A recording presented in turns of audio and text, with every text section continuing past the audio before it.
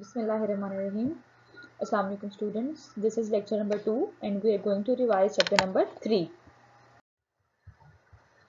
In our previous lecture we have already discussed the proportion. What is the proportion? The comparison of two ratios or the equivalence of two ratios is called proportion. जब हम दो ratios को आपस में equal show करते हैं या उनका comparison करते हैं, this is called the proportion. The comparison of two ratios or the equivalence of two ratios is called proportion. If two ratios A ratio B and C ratio D are equal, then we can write it as A ratio B proportion C ratio D. This is the sign of proportion. ये proportion का sign है, इसको हम ऐसे भी लिख सकते हैं A ratio B is equals to C ratio D. This is equivalence. हमने दो ratio को equal prove किया. Here A and D are called extreme values. A और D outer values हैं, हम इन्हें कहेंगे this is extreme values. These are A and D are extreme values and B and C are mean values. These are central or mean values. So product of means is equals to product of extreme. Product of extreme is equals to product of means. हमारे पास formula होता है proportion find out करने का. Product of means is equals to product of extreme. Outer value extreme values का product जो है वो mean value के प्रोडक्ट के इक्वल होता है. In this way we can find out any proportion. हम मीन प्रोपोर्शन फाइंड कर सकते हैं, extreme proportion, first proportion, second third proportion, वो हम आगे डिस्कस करेंगे. So basically this is the formula to find out the proportion. Mean values, mean proportion, third proportion values का हम इजीली हम इस तरीके से इस फॉर्मूले से फाइंड आउट कर सकते हैं. Product of extreme is equal to product of mean. AD is equals to BC.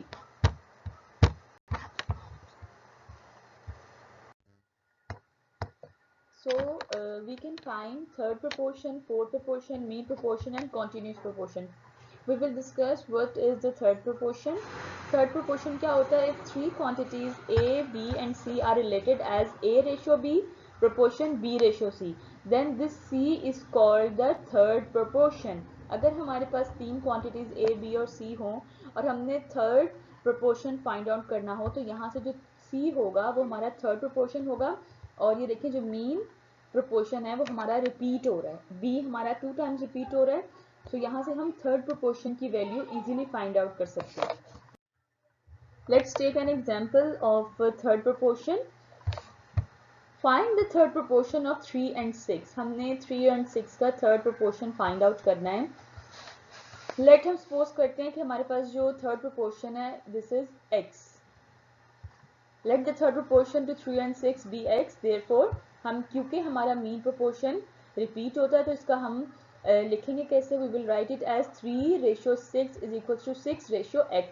Mean proportion हमारा रिपीट होगा और जो थर्ड प्रोपोर्शन है वो हम x रखेंगे. हमने यहाँ पे we have to find out the value of x. So उसी फॉर्मूले के according product of means is equal to product of extreme. उस फॉर्मूले के अकॉर्डिंग भी कर सकते हैं. यहाँ पे हमने इसे फ्रिक्शन की फॉर्म में लिख दिया 3/6 इज इक्वल टू 6/x. या हम इसे यहाँ पे नेक्स्ट स्टेप में product of extreme is equal to product of means. ये हमारी 3 और x जो है हमारी एक्सट्रीम वैल्यूज हैं और जो यहाँ पे 6 है वो हमारी मीन वैल्यूज हैं. अब product of extreme it's mean 3 into x. 3x is equal to 6 into 6. 3x is equal to 6 into 6. अब यहाँ से हमने we have to find out the value of x. तो 3 यहाँ पे इक्वल के ऑपोजिट जाके डिवाइड हो जाएगा. 6 multiply by 6 divided by 3. 6 6 36 divided by 3. तो this is equals to 12. So third proportion to 3 and 6 is 12.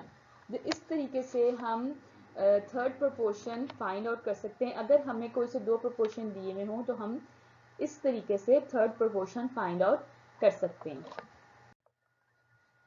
Now move on. What is the fourth proportion?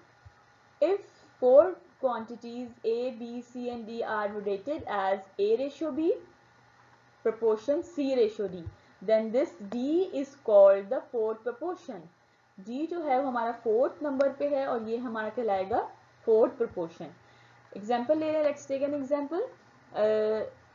Let's suppose we have 3 quantities 5, 8 and 15 and we have to find out the fourth proportion. तो हम क्या करेंगे 5, 8 इसको proportion की form में लिखेंगे 5:8 proportion 15:x। अब यहाँ पे हम क्या करेंगे उसी फॉर्मूले के अकॉर्डिंग प्रोडक्ट ऑफ एक्सट्रीम 5 और x हमारे पास यहाँ पे एक्सट्रीम है, जबकि 8 और 15 हमारे पास मीन वैल्यूज हैं।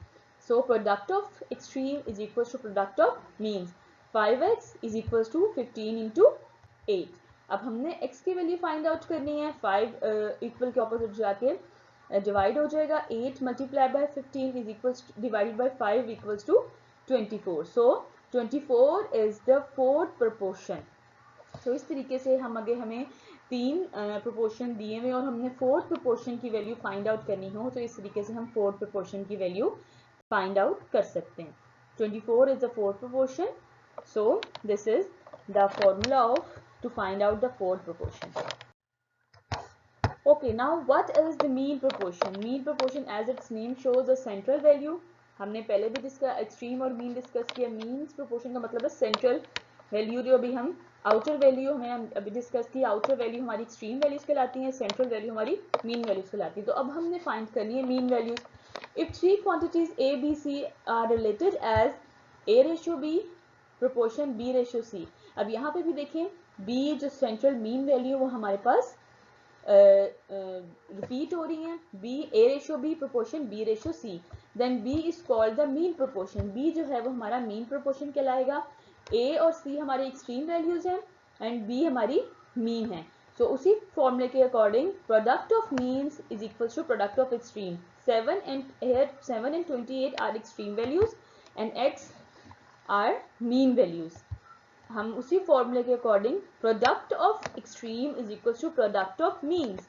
अब प्रोडक्ट ऑफ मीन्स हमारे पास है x और x को जब हम मल्टीप्लाई करेंगे x स्क्वायर आ जाएगा equals to 7 into 28। So product of means is equals to product of extreme.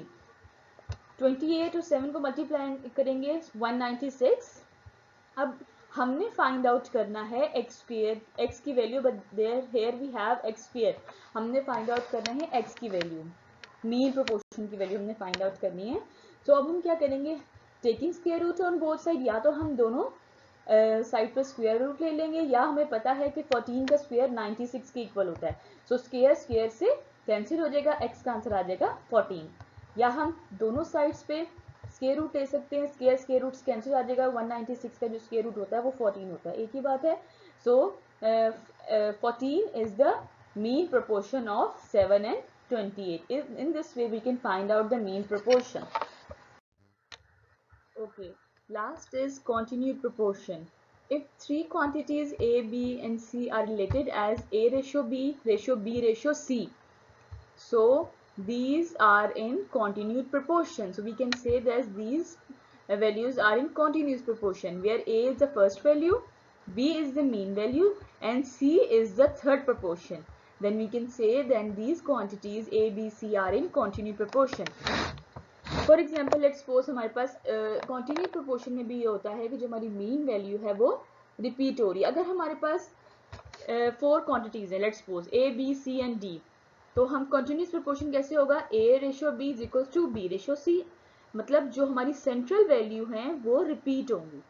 Similarly B/C is equal to C/D, मतलब हमारी यहाँ पे भी देखें हम प्रोपोर्शन 4 क्वांटिटीज, 5 क्वांटिटीज, 6 क्वांटिटीज के दरमियान भी कॉन्टिन्यूट प्रोपोर्शन फाइंड कर सकते हैं, लेकिन हमारी जो सेंट्रल वैल्यू है वो रिपीट होंगी। A:B is equal to B:C, B हमारे पास सेम होगा। Similarly B:C is equal to C:D, B/C is equal to C:, मतलब ये C जो है, जो मीन वैल्यूज हैं या B हैं, वो बार बार हमारे पास रिपीट होंगी। This is called the continued proportion.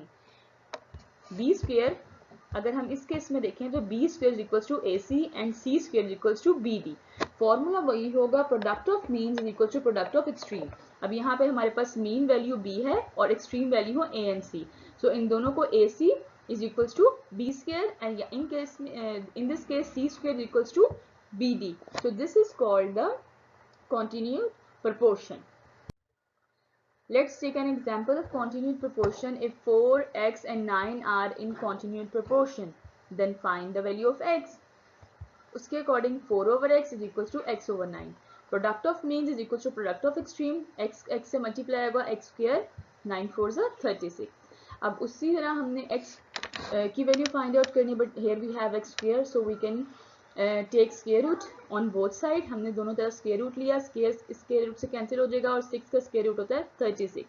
So the value of x is equal to 6. So x is the continued proportion and x is equal to 6. So 6 is the answer. So this is the end of the lecture. Thank you.